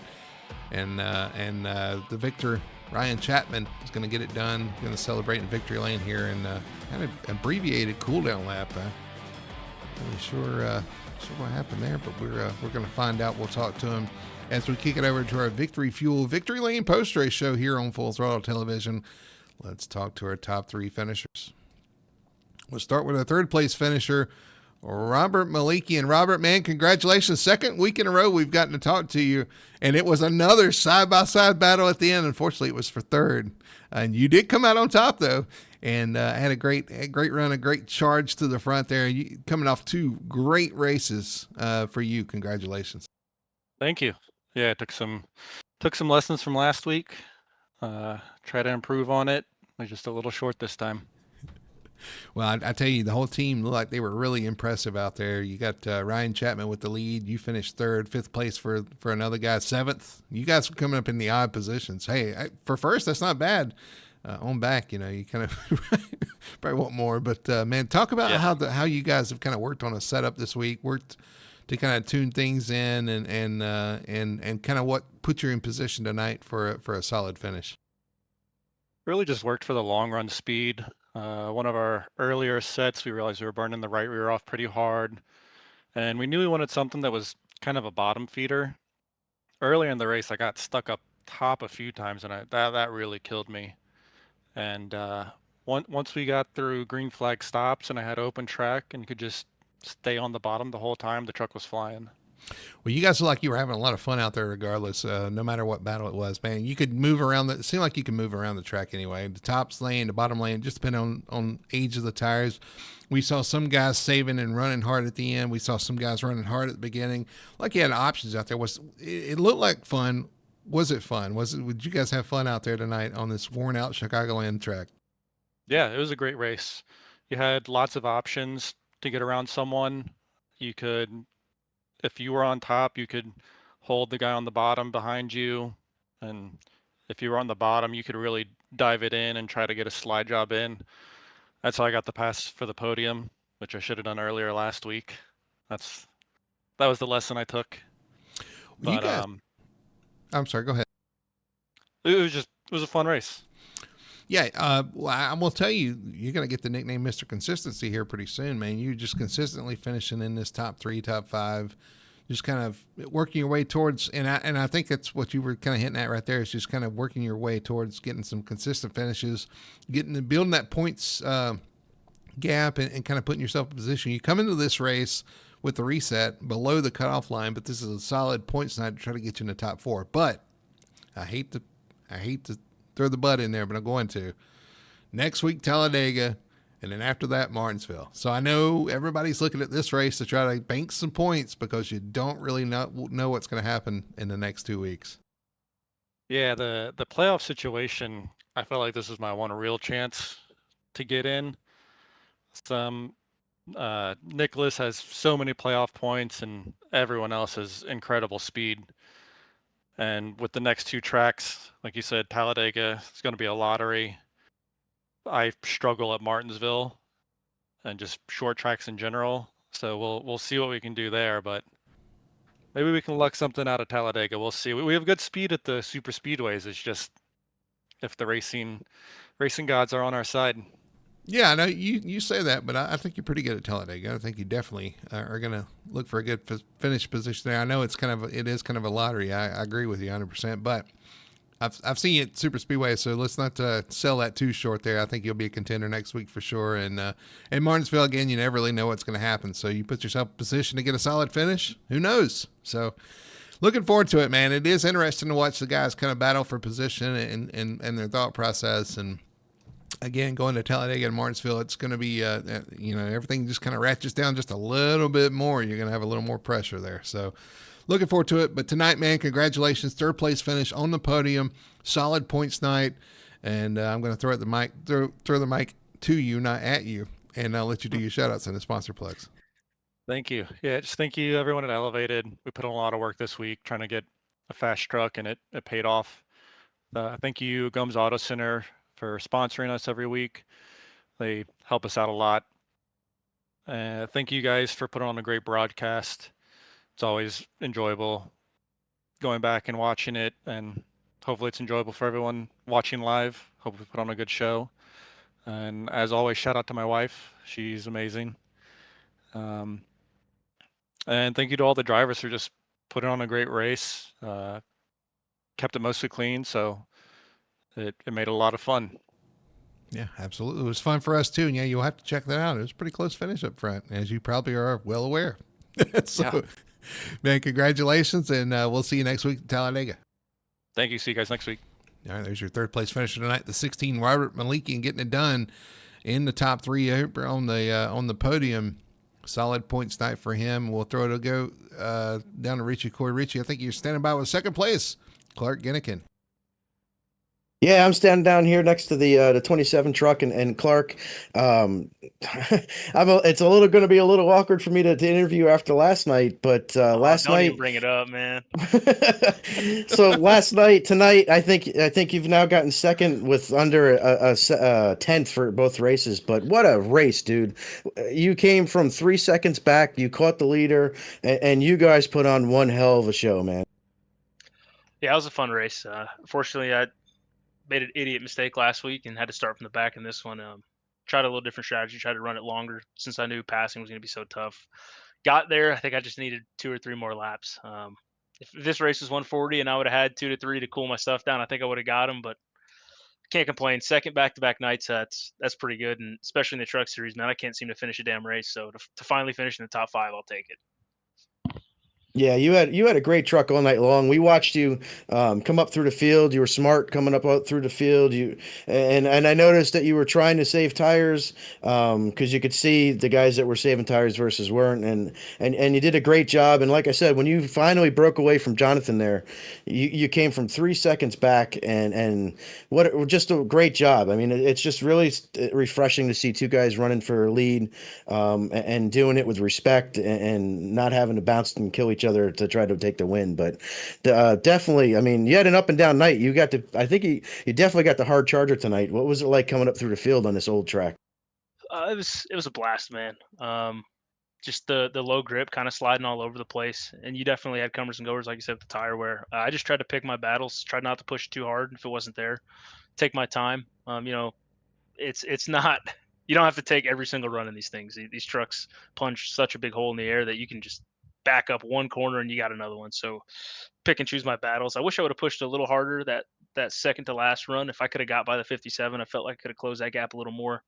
Maybe this race is different, but I mean, he ran a perfect race in front of me. It's so tough to pass. So it was a blast, man. Credit to all the guys in the league. That was awesome to go green for that long. I enjoyed that. Yeah, it was awesome. We had a great battle on behind you as well, but yeah, I mean, you can't be too unhappy with second tonight. I mean, you put a hell of a show on. You guys everybody knew you were there tonight, so for absolutely great race. I'm going to throw the mic towards you to give any shout outs or sponsor plugs you got. I appreciate you guys broadcasting, all the admins in the league, all the drivers. It was a blast. Shout out to Speed Demon Esports, great group of guys, and Scott with Icon Apparel and his whole brand. They do a great job. Looking forward to next week. Oh, I got to ask about the little devil on the hood. It's a sick logo. I love it. I can't paint it all. Shad hooked that thing up for me. It looks great. So special shout out to him as well, because without him, I wouldn't be over here. I would have never found this league, and I'm having a blast. Well, we're glad you're here. I think you're going to be a great addition to the league. Appreciate you coming out, and we will see you next week at Talladega. Yes, sir. Thank you. Brody, I think you're down there with our winner. Yeah, Clark is doing a heck of a job. He's got that turned around this week. Comes home second spot. Did a great job out there. We talked about the finish last night. Man, he is a staple of what you want in the league. So doing a great job out there in second. But we are going to step down here into victory lane with the 10 of Ryan Chapman. Ryan, congratulations on the win, man. What a hard-fought battle. Second week in a row, it comes down to inches. You were able to inch ahead there at the end and grab the win here at Chicagoland.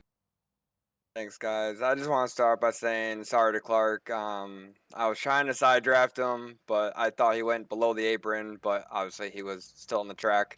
So obviously that is completely on me, 100%. I was like, damn, I did it again.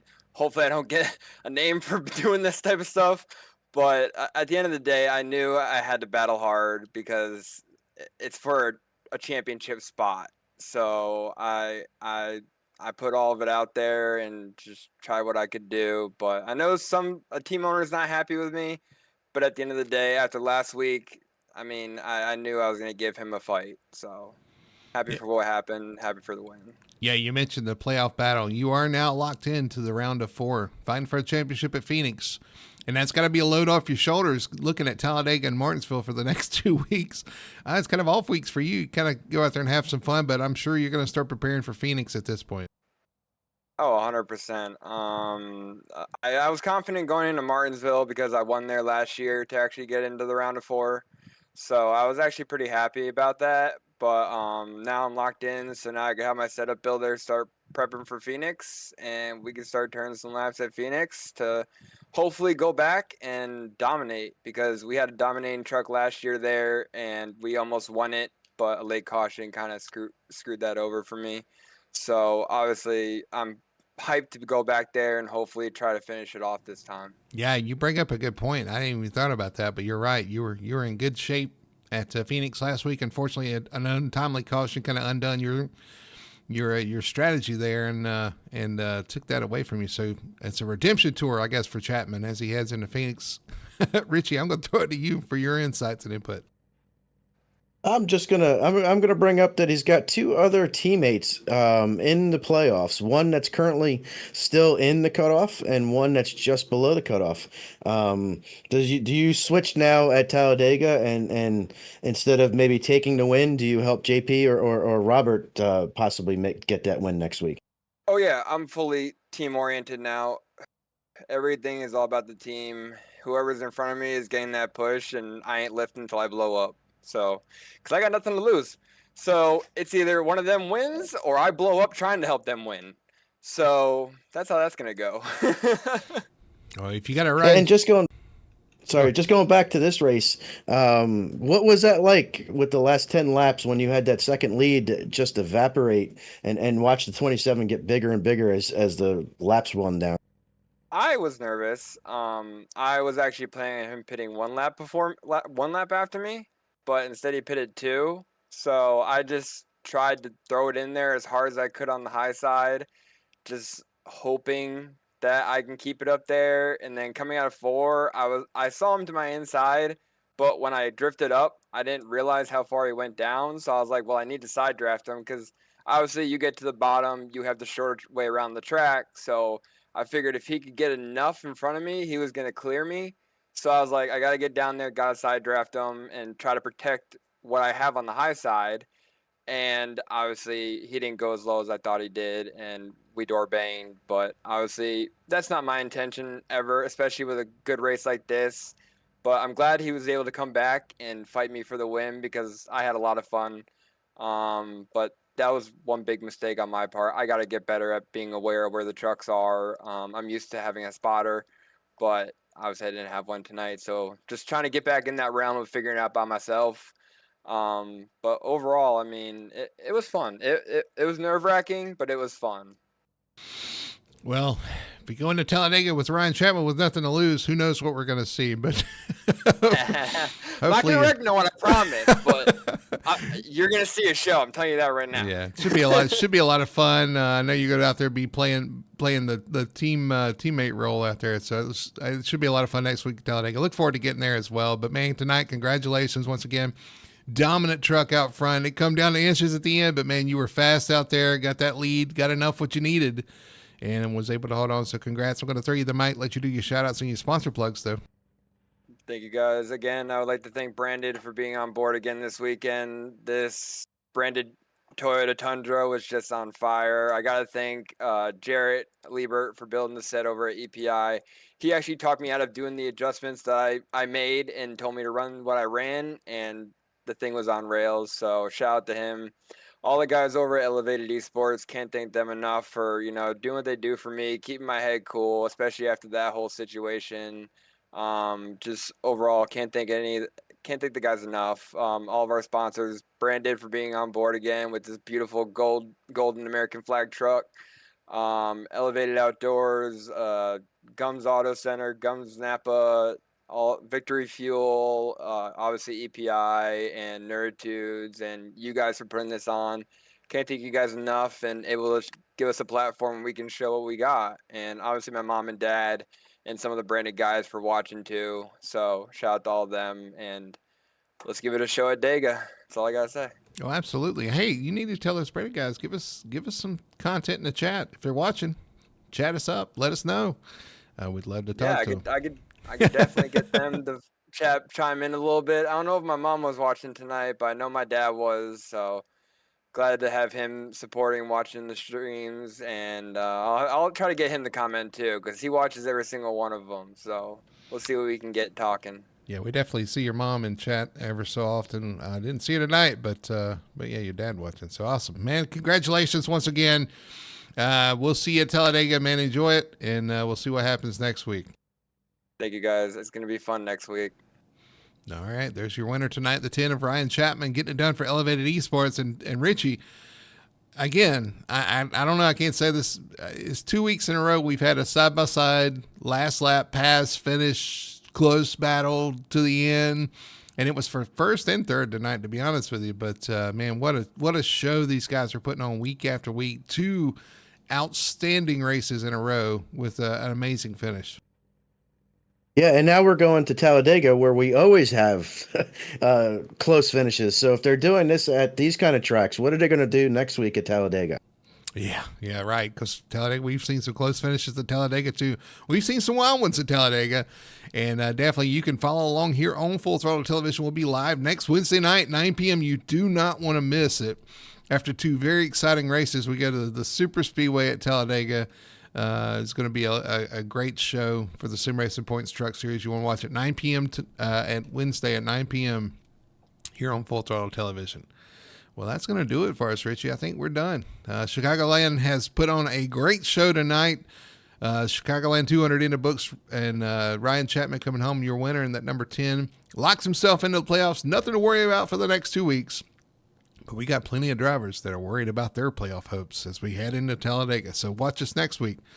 But for Richie Coy, my name's Brady Hanna. Everybody at Full Throttle Television, thanks for watching. Hope you enjoyed it like we did, and we will see you next week from the high banks of Talladega.